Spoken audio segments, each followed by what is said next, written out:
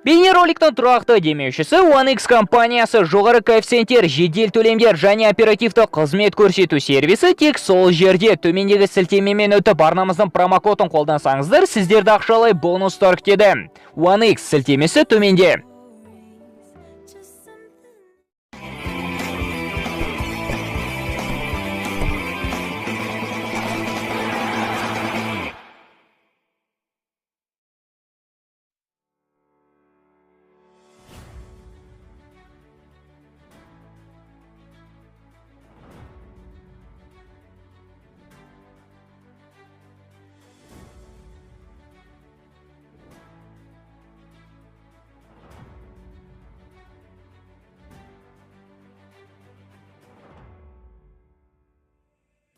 Әлемдік пандемияға байланысты France Football 2020 жылы алтын доп жүлдесін ешкімге табыстамауды шешті. Есесіне әйгілі француздық журнал әлде қашан футбол ойнаған үздік футболшылардың символикалық құрамын жасап шығарды.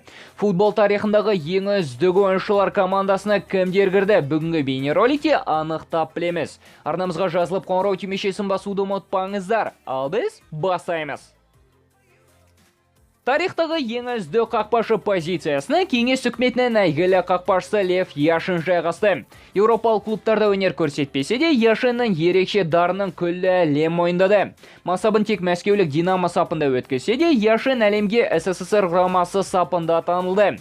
Мадридтік Реал ресейлік қақпашыны сатып алуға бар күшін салса да, футболға дейін Лев әскери қызметте болғандықтан батыс елдеріне шығуға Яшинде рұқсаты болмады. Темір перде деп аталған қағида қазіргі таңда да жұмыс істейді. Отандық КМБ-ні білмеймін, алайда ресейлік ФСБ қызметкерлері жұмыстан кеткеннен кейін кемінде 10 жыл шетелдерге шыға алмайды. Десе де бұған қарамастан Яшин тарихта алтын доп жүлдесін ұтқан жалғыз қақпашы атанды.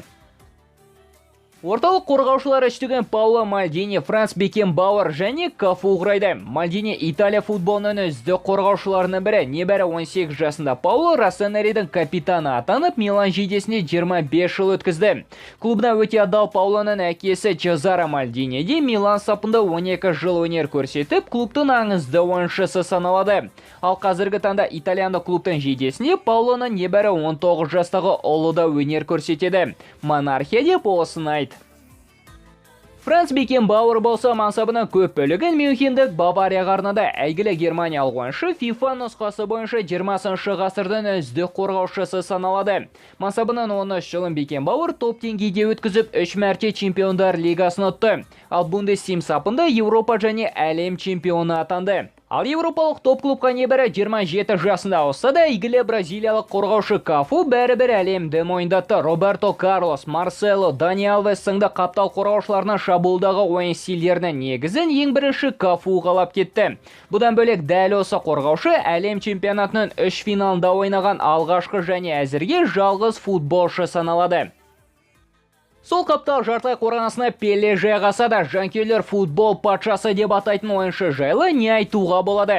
Пелені тарихтағы ең үздік футболшы деп айту қиын, себебі ол 20 ғасырдың ортасында ойнағандықтан, бізге оның доп қуған барлық бейне материалдары жетпеді.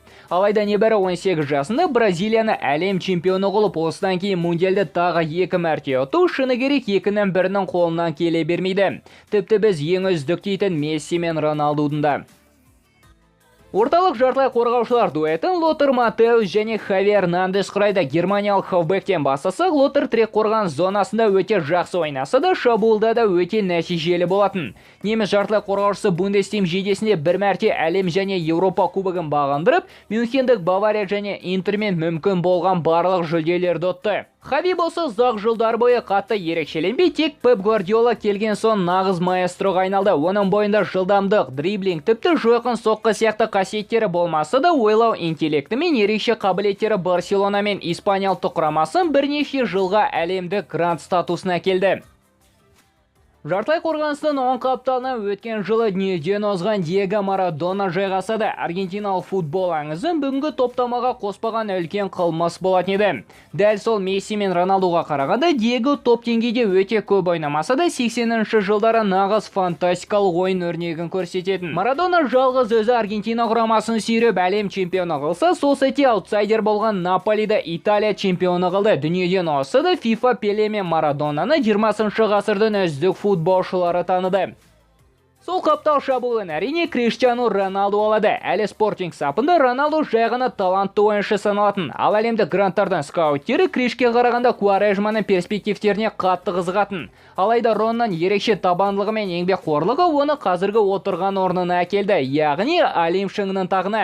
15 жылдың көлемінде Роналду Мессимен бәсекелесіп, сан түрлі жүлделер ұтып, апта сайын голдар соғуда. Осының арқасында тіпті 36 жасына қарамасынан Криштиану әлі де әлемнің үздік футболшыларының бірі саналады.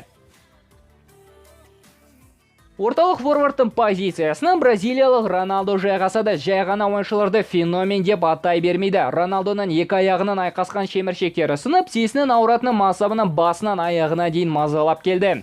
Десе де бұл факт оған әлемдік футболдың үздік шабуылшыларының бірі болуына кедергі туғыза алмады. 18 жылдық мансабында Роналду 2 мәрте әлем чемпионатын ұтып, 3 мәрте алтын доп жүлдесінің иегері атанды. Және де шабуылдың оң қапталын әрине Лионель Месси алады. Аргентиналық шабуылшы қазіргі таңдағы үздік футболшылардың бірі болуына Барселона ықпал етті. Каталонды клуб өсу гормондары жетілмеген жас талантқа сеніп, емделуіне қып-қызыл ақша бөлді. Бұған алғыс ретінде Месси клубқа деген адалдығын танытып, белграндықтарға есепсіз жүлделер санын сыйлады. Болашақта не болса да Лео Каталонды клубтың тарихына үздік футболшы ретінде кіретіні айдан анық.